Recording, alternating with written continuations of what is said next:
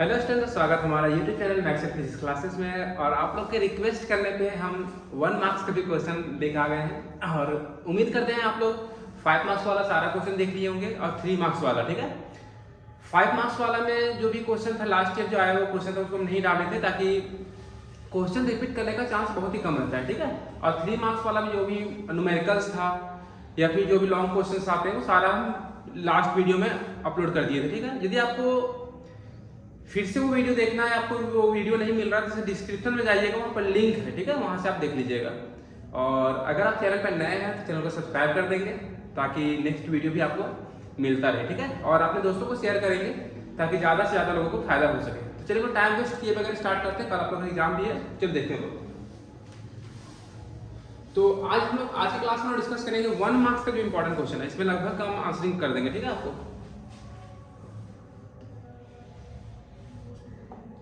देखिए इसमें जो फर्स्ट नंबर क्वेश्चन पूछता है आपसे कि what is forbidden energy gap. इसमें चैप्टर वाइज नहीं है, सारा मिक्स किया हुआ है, ठीक है। तो फॉरबिडन एनर्जी गैप क्या होता है? ये वैलेंस बैंड और कंडक्शन बैंड के बीच का गैप होता है, फासला होता है। ये वैलेंस बैंड हो गया और ऊपर आपका हो गया कंडक्शन बैंड। ये दोनों के बीच का जो गैपिंग होता है उसी को हम लोग बोलते हैं एनर्जी गैप। और इससे क्वेश्चंस भी आता है कि कंडक्टर का एनर्जी गैप कितना होता है। कंडक्टर के केस में एनर्जी गैप का वैल्यू 0 होता है, याद रखिएगा, ठीक है। इससे आपका और भी क्वेश्चन बन सकते हैं। 1 मार्क्स में करना बड़ा मुश्किल है, कौन सा क्वेश्चन आएगा। सेमीकंडक्टर में याद रखिएगा आप लोग, सेमीकंडक्टर में जो एनर्जी गैप होता है वो 3 इलेक्ट्रॉन वोल्ट से कम होता है, 3 इलेक्ट्रॉन वोल्ट से कम होता है, ठीक है। जैसे जर्मेनियम का 0.72 होता है, सिलिकॉन का 1.1 होता है, देखिए। उसी तरह पूछेगा इंसुलेटर का एनर्जी गैप क्या होगा। इंसुलेटर का जो एनर्जी गैप होगा 3 इलेक्ट्रॉन वोल्ट से अधिक होता है, ठीक है बच्चों। तो चलिए पहला नंबर क्वेश्चन आपको समझ में आ गया। बोलिए उसका डेफिनेशन क्या होगा। तो जो the separation between valence band and conduction band is called energy gap, ठीक है। देखिए next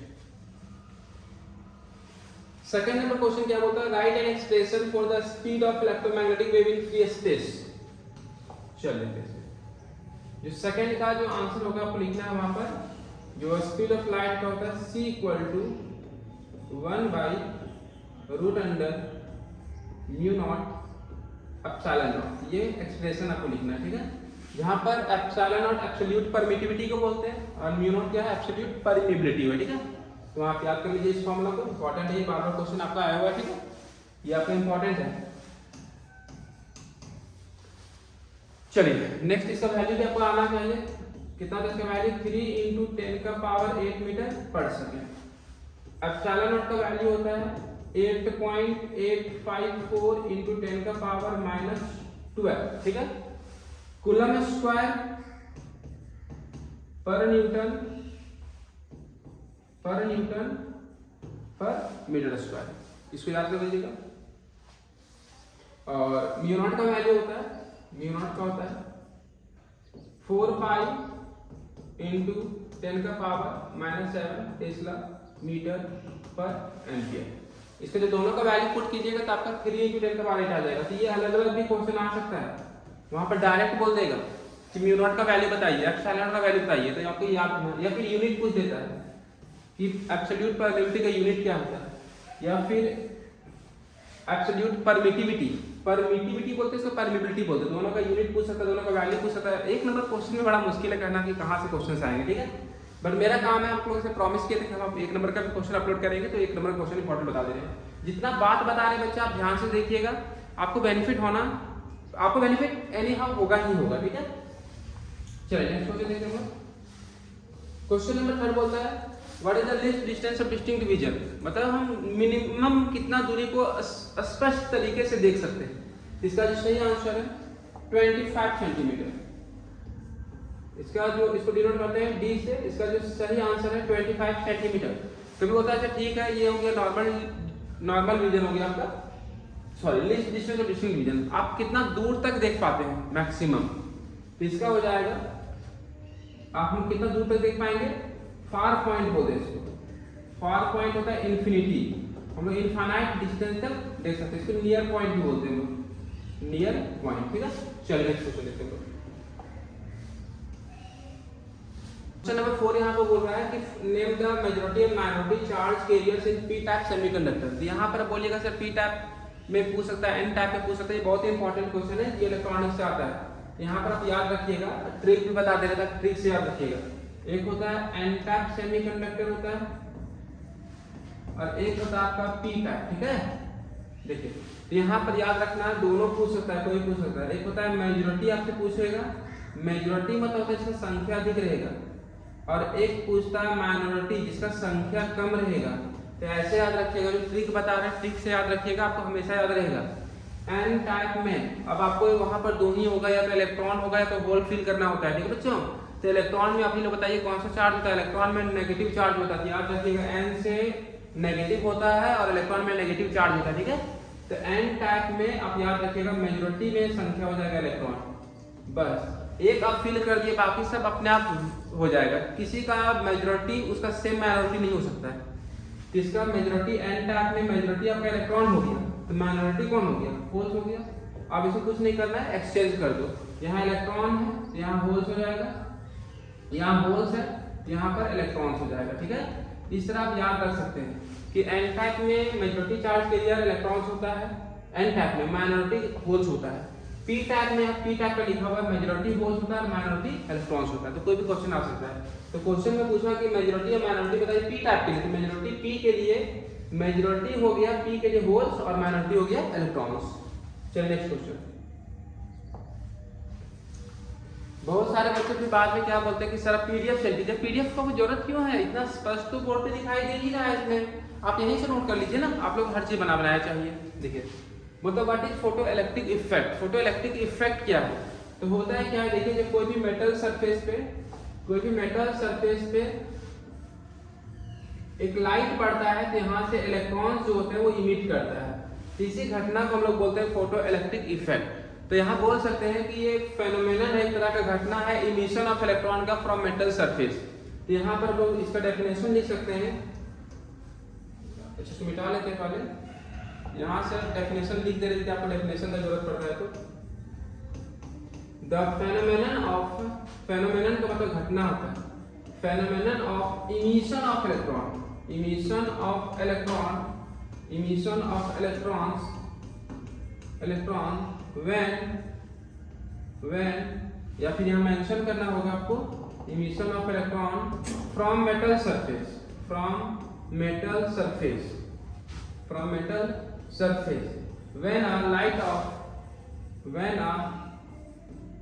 light of suitable frequency, light of suitable frequency is incident on it, frequency is incident on it,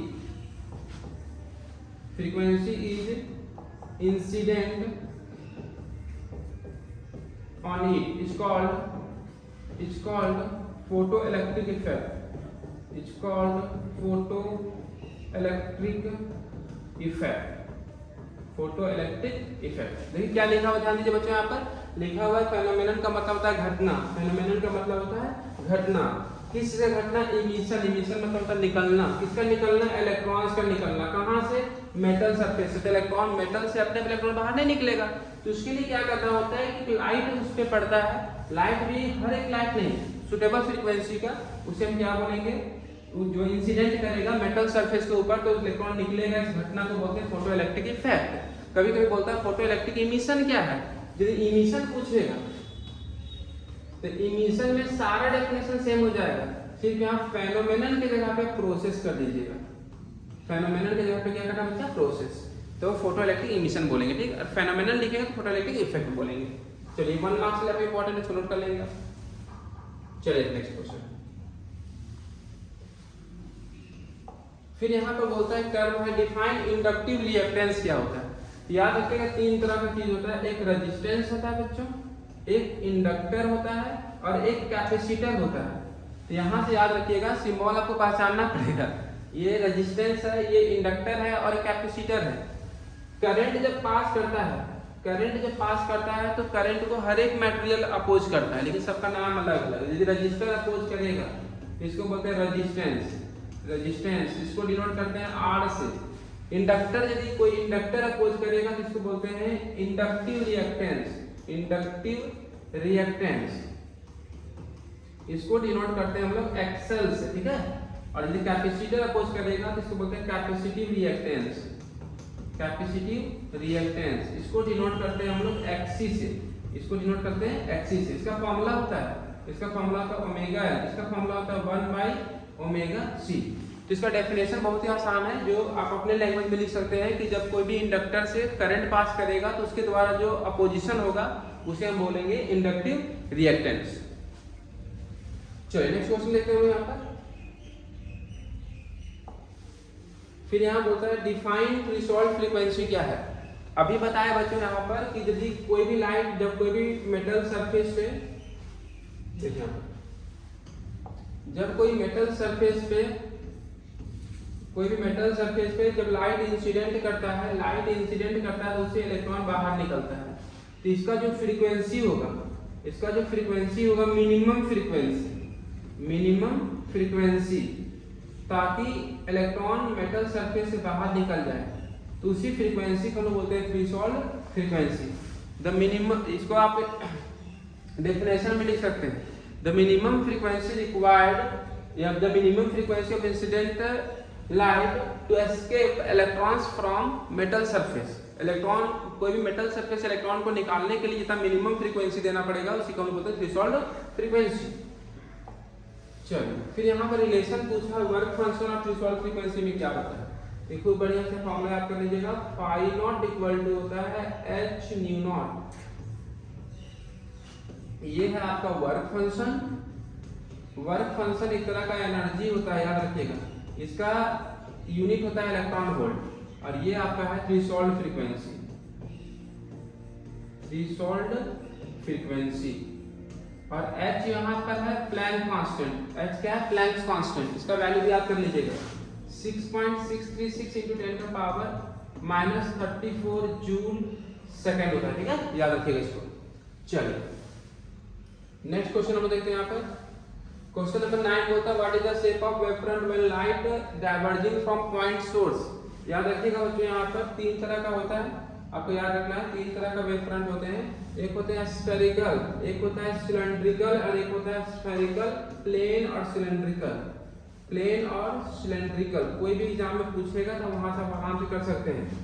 spherical wavefront, plane wavefront और cylindrical wavefront. इसमें आपसे पूछा जाएगा कि बताओ कि पॉइंट सोर्स कैसा होगा, सॉरी इसमें शेप किस तरह का शेप, मतलब कि सोर्स का शेप किस तरह का होगा।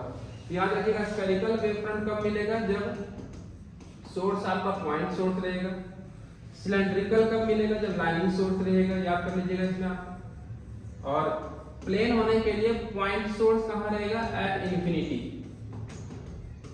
पॉइंट सोर्स रहेगा कहाँ पर, इंफिनिटी। इसको याद कर लीजिएगा। 3 तरह का वेवफ्रंट होता है, स्फेरिकल क्या होता है, प्लेन वेवफ्रंट और सिलेंड्रिकल, ठीक है, याद रखिएगा। इसमें क्वेश्चन क्या पूछेगा कि what is the shape of wavefront when light diverging from point source. यहाँ लिखा होगा कि पॉइंट सोर्स से लाइट निकल रहा है तो किस तरह का वेवफ्रंट होगा। इसका आंसर हो जाएगा स्फेरिकल। वही दिया रहेगा लाइन सोर्स से निकलेगा तो किस तरह का हो जाएगा, सिलेंड्रिकल। बोलेगा पॉइंट सोर्स इंफिनिटी पे है तो किस तरह का वेवफ्रंट हो जाएगा, प्लेन। वहां नाम पूछेगा, ठीक है। चलिए नेक्स्ट क्वेश्चन देखते हैं। डिफाइन इक्विपोटेंशियल सरफेस क्या होता है, आपको पता है। वैसा एक नाम में देखिए सब छिपा हुआ होगा, आधा तो यहाँ पर सब लिखा हुआ है इसमें। इक्वी मतलब होता है बराबर, इक्वी मतलब होता है बराबर, इक्वल। पोटेंशियल वोल्टेज, पोटेंशियल मतलब वोल्टेज। सरफेस, वैसा सरफेस जहां पर हर एक पॉइंट पे पोटेंशियल का मान सेम होगा उसे बोलेंगे इक्विपोटेंशियल सरफेस। चलिए नेक्स्ट देखते हैं। डिफाइन करना इंपीडेंस। इंपीडेंस क्या होता है, तो एलसीआर सर्किट यहाँ ड्रॉ कर लेंगे। एक रेजिस्टेंस लगा देंगे, कैपेसिटर लगा देंगे, एक इंडक्टर लगा देंगे, ठीक है। इससे करंट जो पास करता है, यहाँ तीनों के द्वारा करंट अपोज करता है, ठीक है। इसी को बोलते हैं इंपीडेंस को दिखाते हैं जेड से। इसका फॉर्मूला याद कर लीजिएगा, आर का स्क्वायर होता है प्लस एक्सएल माइनस एक्ससी का होल स्क्वायर होता है। ये फॉर्मूला याद कर लीजिएगा। चलिए तो इंपीडेंस क्या होता है, जो अपोजिशन ऑफर्ड होगा किसके द्वारा, एलसीआर सीरीज सर्किट के द्वारा, उसे हम क्या बोलेंगे, अपोजिशन मतलब विरोध होता है, ठीक है। तो the opposition offered by LCR series circuit is called impedance of LCR series circuit. Next question देखते हैं। बोलता है फेज डिफरेंस क्या होगा between two point in wave front. Wave front में क्या होता है कि जितने भी पॉइंट होते हैं, जितने भी पॉइंट्स होते हैं, उससे जो वेव निकलता है सिर्फ एक तरह का वेव निकलता है, इसलिए फेज डिफरेंस का मान कितना होगा 0 डिग्री। याद रखिएगा। स्टॉपिंग पोटेंशियल डिफाइन करने के लिए बोलता है जब वहां से इलेक्ट्रॉन निकलता है मेटल सरफेस तो मिनिमम वोल्टेज कितना देना पड़ेगा ताकि वो इलेक्ट्रॉन को रोक सके, उसे बोलते हैं स्टॉपिंग पोटेंशियल, इसी को बोलते हैं चार्जिंग पोटेंशियल। चलिए नेक्स्ट क्वेश्चन यहाँ पूछता है कि what is the phase difference between alternating current end voltage in purely inductive circuit. बच्चे यहाँ ध्यान दीजिएगा, 3 तरह का क्वेश्चन यहाँ पर आ सकता है आपका। 3 तरह का क्वेश्चन कौन कौन सा आता है? एक पूछता है कि अभी इंडक्टिव सर्किट पूछा है तो रेसिस्टिव सर्किट पूछता है, यदि सिर्फ रेजिस्टेंस लगा रहेगा, सिर्फ इंडक्टर लगा रहेगा या सिर्फ कैपेसिटर लगा रहेगा तो यहाँ कोई भी क्वेश्चन आ सकता है, याद रखिएगा। ठीक है, तो रेजिस्टेंस में फेज डिफरेंस 0 का होता है, इसमें फेज डिफरेंस 90 का होता है, इसमें फेज एंगल 90 का होता है। सिर्फ याद रखिएगा कि इसमें इंडक्टर में आगे होता है और इसमें क्या होता है पीछे होता है। ठीक है, तो इस बात को आप याद रखिएगा। चलिए नेक्स्ट देखते हैं हम लोग। फोटो इलेक्ट्रिक इफेक्ट क्या है बता चुके हैं, जो एक घटना होता है जिसमें इलेक्ट्रॉन मेटल सरफेस से बाहर निकलता है। वर्क फंक्शन क्या होता है? क्या वर्क फंक्शन का जो डेफिनेशन आएगा यहाँ पर याद रखिएगा।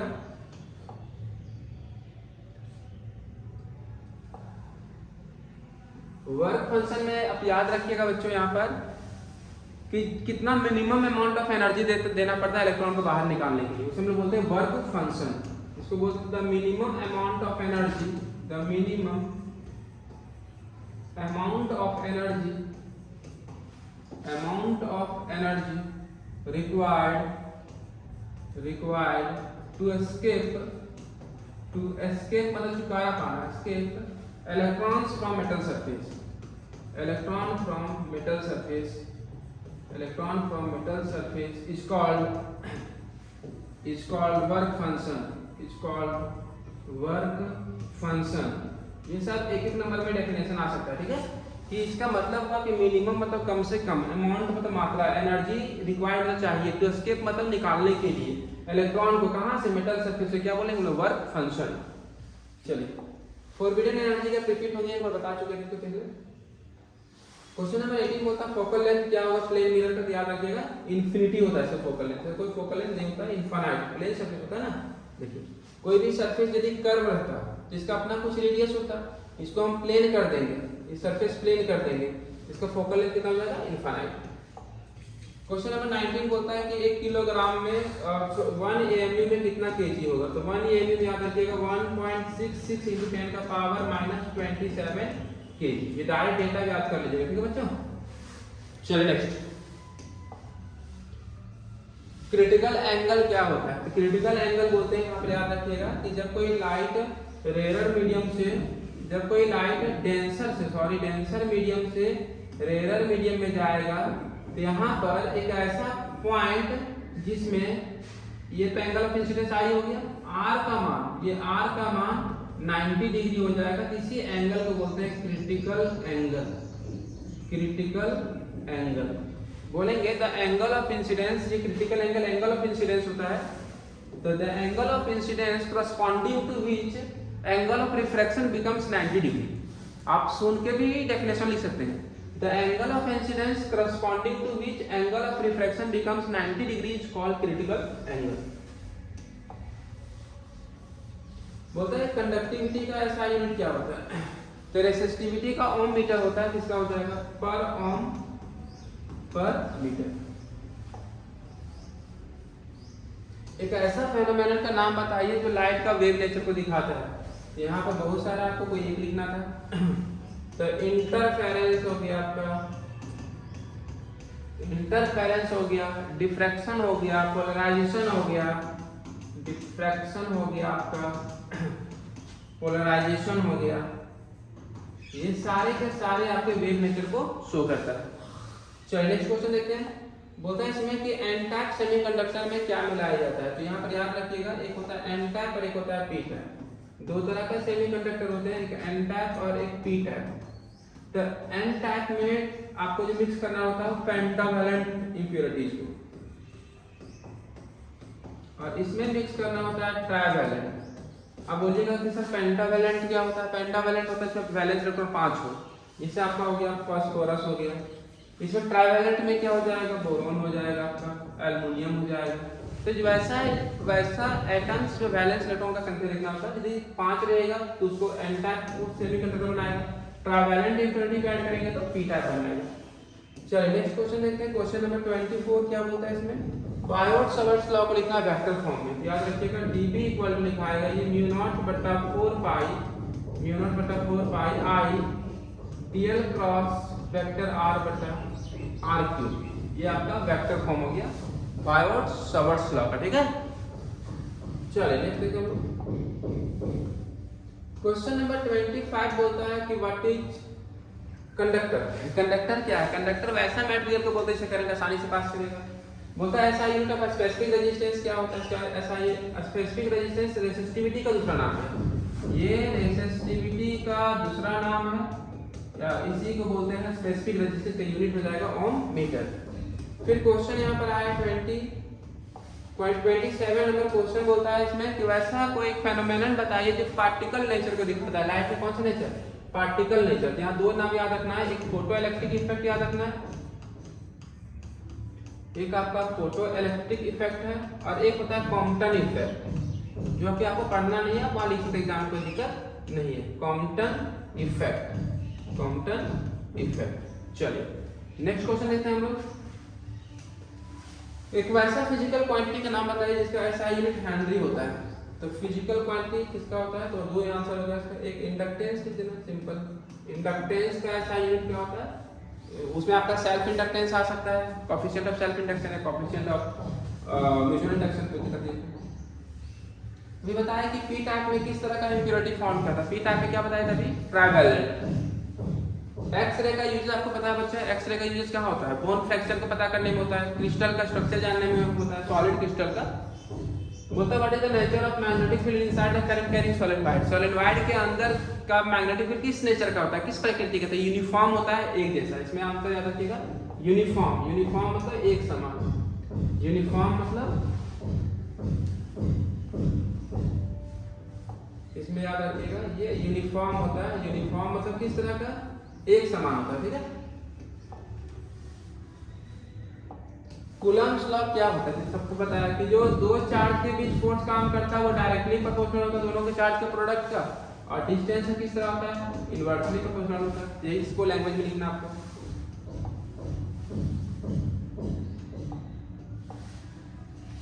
थर्टी 33 नंबर क्वेश्चन क्या बोलता है? देखिए इसमें 33 नंबर क्वेश्चन बोलता है कि इसमें फ्रीक्वेंसी के बेसिस पे अरेंज करना है। ये क्वेश्चन बार-बार देता है, ठीक है। फ्रीक्वेंसी के बेसिस पे पूछेगा, वेवलेंथ के बेसिस पे आपको कोई क्लास में डिस्कस किए थे। इसमें पहले आपको याद रखना है रेडियो वेव, उसके बाद याद रखना है माइक्रोवेव, उसके बाद याद रखना है इंफ्रारेड, उसके बाद याद रखना है लाइट, विजिबल लाइट, फिर आपका यूवी रे, फिर आपका एक्स रे, और लास्ट में आपका आता है गामा रे। ये 7 वेव का नाम याद रखिएगा, बाद में बताने की जरूरत नहीं पड़ेगा। इसमें जो सबसे ज्यादा एनर्जेटिक रे कौन है, जिससे सबसे ज्यादा रेडिएशन निकलता है, जो ज्यादा डेंजरस है? इसमें गामा रे। इसका फ्रीक्वेंसी मैक्सिमम हो गया, याद रखिएगा। इसका फ्रीक्वेंसी मैक्सिमम हो गया, इसका मिनिमम हो गया। इसमें आपको अरेंज करना है, ठीक है। अब वेवलेंथ तो उल्टा होता है, इसका वेवलेंथ मिनिमम हो गया और इसका वेवलेंथ मैक्सिमम हो गया। तो यहाँ पर क्वेश्चन क्या पूछा देखिए कि असेंडिंग ऑर्डर, असेंडिंग मतलब होता है बढ़ते क्रम में लिखना, मतलब सबसे पहले छोटा वाला लिखना है। तो जो सबसे छोटा फ्रीक्वेंसी किसका? रेडियो, तो पहला में लिखाएगा। उसके बाद कौन? माइक्रोवेव, तो इससे बड़ा दूसरा नंबर पे लिखाएगा। फिर कौन है? यूवी रे, तीसरा नंबर पे ये। उसके बाद कौन है? एक्स रे, ये चौथा नंबर लिखाएगा, ठीक है। तो वहां सीक्वेंस आपको लिख देना है। चलिए क्वेश्चन नंबर फिर बोलता है इसमें अरेंज करना है वेवलेंथ के बेसिस पे। तो अभी बताया कि पहला नंबर पे कौन आ जाएगा? रेडियो वेव, दूसरा में कौन आ जाएगा? माइक्रोवेव, इससे ज्यादा वेवलेंथ इसका होता है सॉरी असेंडिंग ऑर्डर में लिखना है। इससे एक बार से पहले सबसे कम वाले लिखना था, तो सबसे पहले लिखेंगे गामा रे, सबसे कम होता है गामा रे का, उसके ज्यादा होता है एक्स रे का, उससे अधिक होता है माइक्रोवेव का, सबसे अधिक होता है रेडियो वेव का। ध्यान दीजिएगा, असेंडिंग ऑर्डर को डिसेंडिंग मत लिख दीजिएगा, घटते क्रम में नहीं लिखना है, बढ़ते क्रम में लिखना है। मतलब सबसे कम वेवलेंथ किसका था पहले, जिसमें गामा रे का, उससे ज्यादा किसका था एक्स रे का, उससे ज्यादा माइक्रोवेव का, सबसे ज्यादा किसका होता है, इसका वेवलेंथ मैक्सिमम होता है और इसका वेवलेंथ मिनिमम होता है। सीक्वेंस ध्यान दीजिएगा, ठीक बच्चों। कंजर्वेशन ऑफ चार्ज क्या है, किसी भी आइसोलेटेड सिस्टम में जो चार्ज का जो वैल्यू होता है वो कांस्टेंट होता है। क्वांटाइजेशन ऑफ चार्ज क्या बोलता है, क्वांटाइजेशन ऑफ चार्ज होता है किसी भी सिस्टम में Q इक्वल टू फॉर्मूला होता है N। किसी भी सिस्टम में चार्ज होगा इंटीग्रल मल्टीपल ऑफ E होगा।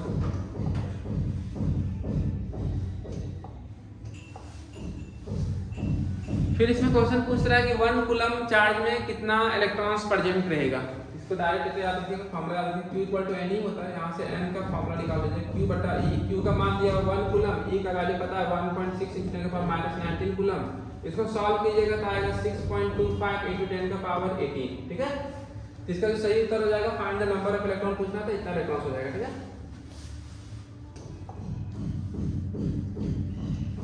क्वेश्चन नंबर 39 बोलता है सेमीकंडक्टर क्या होता है। सेमीकंडक्टर वैसा मटेरियल को बोलते हैं जिसका प्रॉपर्टी जो होता है, इलेक्ट्रिकल प्रॉपर्टी जो होता है वो कंडक्टर और इंसुलेटर के बीच लाई करता है।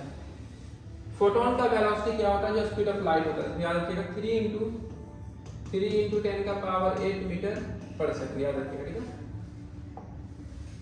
डायमेंशनल फार्मूला क्या होगा, कूलम कांस्टेंट का बच्चों, तो यहाँ से फार्मूला लिख लीजिएगा पहले। F इक्वल टू फार्मूला होता है K Q1 Q2 बटा R। K का वैल्यू निकालना है यहाँ से R स्क्वायर। K का वैल्यू निकालेंगे तो हो जाएगा FR स्क्वायर Q1 Q2 हो जाएगा। यहाँ से फोर्स का डायमेंशन लिख के, फोर्स का डायमेंशन हो जाएगा MLT-2, चार्ज डिस्टेंस का L स्क्वायर हो जाएगा, चार्ज का होता है 80 2 बार 80 स्क्वायर हो जाएगा। इसको जब सॉल्व करेंगे तो ऊपर ml3 T-2 हो जाएगा, नीचे a स्क्वायर हो जाएगा, t का पावर 2 हो जाएगा। इसको सॉल्व करेंगे तो ml3 t का पावर -2, t का पावर +2 ऊपर जाएगा तो t का पावर -4 और a ऊपर जाएगा तो a का पावर -2। ये डायमेंशनल फॉर्मूला निकल गया आपका किसका, कूलम्ब सा कांस्टेंट का। फोर्स का डायमेंशन लिखे, डिस्टेंस का लिखे, चार्ज का लिखे। ये l L square L cube हो गया, ये a स्क्वायर × t स्क्वायर और t स्क्वायर पर गया, t का पावर -4 हो गया और a भी ऊपर चला गया, t का पावर -2, ठीक है। चलिए नेक्स्ट क्वेश्चन देखते हैं हम लोग। अभी बताया कि इसमें बताया था इसमें कि एन टाइप सेमीकंडक्टर में मेजॉरिटी का संख्या कौन है, तो n से कौन सा चार्ज होता है, होल में पॉजिटिव चार्ज, इलेक्ट्रॉन में नेगेटिव चार्ज। इसका आंसर हो गया इलेक्ट्रॉन्स, इसका आंसर हो गया electrons. SI unit of electric field intensity, E equal to formula होता है फोर्स पर यूनिट चार्ज, ये जाएगा न्यूटन बाय कूलम, तो न्यूटन पर कूलम। और एक और इसका यूनिट होता है वोल्ट पर मीटर, याद रखिएगा, वोल्ट पर मीटर, ठीक है, दोनों याद रखिएगा। चलिए नेक्स्ट क्वेश्चन हम देखते हैं। बोलता है व्हीटस्टोन ब्रिज कब सेंसिटिव होगा, जब इसका जो रेजिस्टेंस का रेशियो इक्वल होगा। रेजिस्टेंस का रेशियो क्या होगा, इक्वल होगा R1 बटा R2 इक्वल टू R3/R4। यदि सारा रेजिस्टेंस का रेशियो इक्वल आ गया तो हम लोग बोलेंगे व्हीटस्टोन ब्रिज मोस्ट सेंसिटिव है। न्यूक्लियस का साइज क्या होगा, साइज ऑफ न्यूक्लियस जो होता है फर्मी लेवल का होता है 10 का पावर -15 मीटर, याद रखिएगा। मास डिफेक्ट क्या है, नाम से पता चल रहा है। न्यूक्लियस में क्या होता है कि जब अलग अलग न्यूक्लियॉन्स को जोड़ा जाता है, उसका मास ऑफ न्यूक्लियस निकाला जाता है, तो दोनों का मास में डिफरेंस होता है। तो मास डिफेक्ट का फॉर्मूला वहां से याद रख सकते हैं, ये प्रोटॉन का मास हो गया, ये न्यूट्रॉन का मास हो गया, और इसमें मास ऑफ न्यूक्लियस को घटा देंगे, तो ये मास डिफेक्ट का फॉर्मूला होता है, याद रखिएगा। mp एक इलेक्ट्रॉन का मास है, mn एक न्यूट्रॉन का मास है, ठीक है।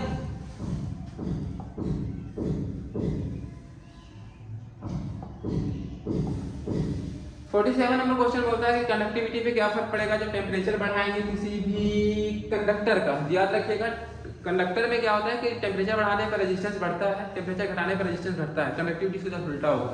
तो टेम्परेचर आप बढ़ा रहे हो तो कंडक्टिविटी क्या हो जाएगा, टेम्परेचर बढ़ाने पर रेजिस्टेंस बढ़ गया तो कंडक्टिविटी ऑब्वियसली घट गया। इसका आंसर होगा, लिख दीजिए।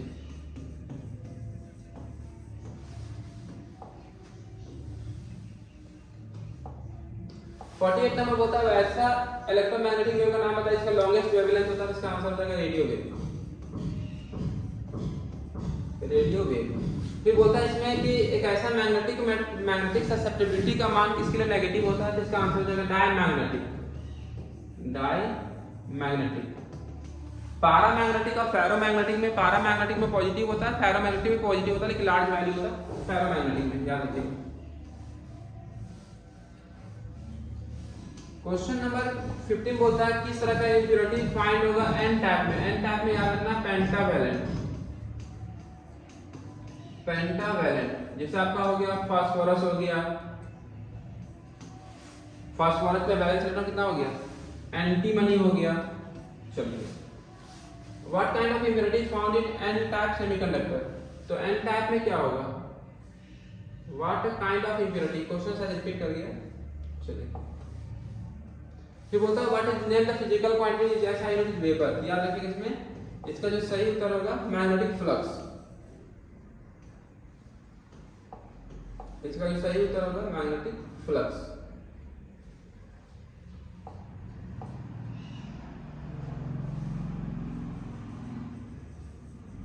Magnetic flux.